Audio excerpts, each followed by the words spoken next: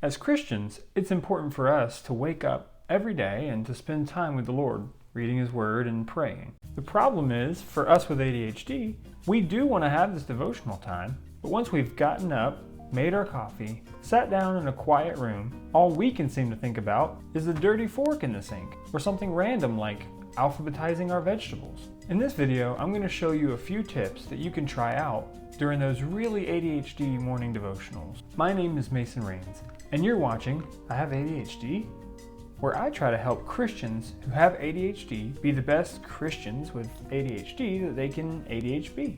Let's be honest, it can be pretty discouraging to wake up ready to hear from God, ready to read His Word, just to find that we're really distracted. The last thing we want to do is get distracted from the things of God. Don't worry, I'm here to help. Let's start with prayer by, first of all, dispelling a myth. I don't know where this came from, but we do not have to have our eyes closed during prayer. Heck, even Jesus prayed with His eyes open, looking up to the heaven. I'm not saying that praying with your eyes closed is a bad thing. It might be a better way to focus for you, but for some people, we just close our eyes and we think about that funny scene from the movie the night before. If you struggle with this too, I encourage you, go ahead and open those eyes.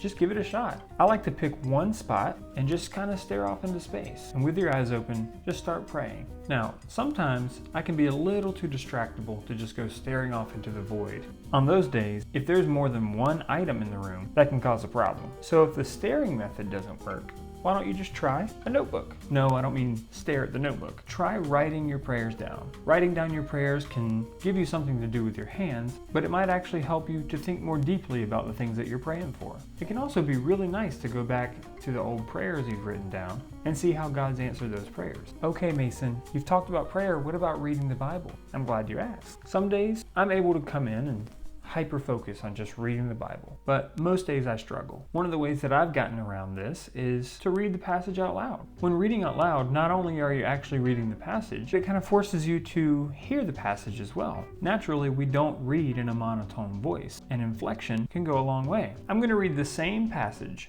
2 times. First, I'm going to read it with a flat, monotone voice, and then I'm going to read it with inflection and emotion. And tell me which one of those sounds better down in the comments, although it'll most likely be obvious. So, I'm going to read Psalm 34, verse 1. Here's the monotone version. I will bless the Lord at all times. His praise shall continually be in my mouth. And here's the same exact thing, but with a little bit of inflection. I will bless the Lord at all times. His praise shall continually be in my mouth. Did you see the difference there? I'm sure you did. When you read the Bible out loud, it might help you to see what the author's original intent was when writing the passage. And that's what we want, right? To have a deeper, more accurate understanding of the Bible? What if you don't like reading out loud? Or maybe you're not very good at it? Don't worry. You can get a similar effect from listening to the Bible. The Bible app, for iOS and Android devices, has tons of translations to listen to. Just make sure you're picking a reliable one. I recommend ESV, KJV, NKJV, and NASB. Most of the time, while I'm listening to the passage being read, I also like to have the Bible open.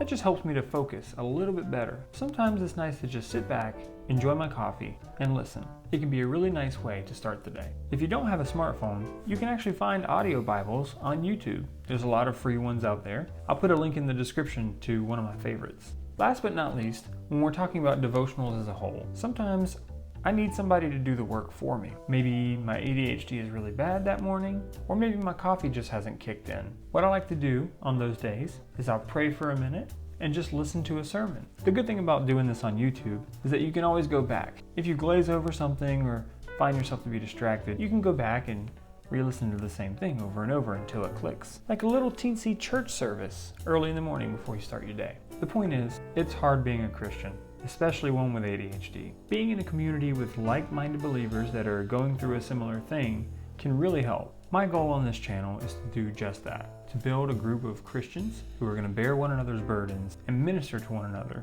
Let's help each other along the way until Christ finally returns. In fact, if you have any tips that I failed to mention, or that really work for you and you want others to know about them, comment down below. I'd love to have your input here. Anyways, my name is Mason. Thanks for watching. God bless. I'm a duck, I'm a duck, I'm a really cool duck.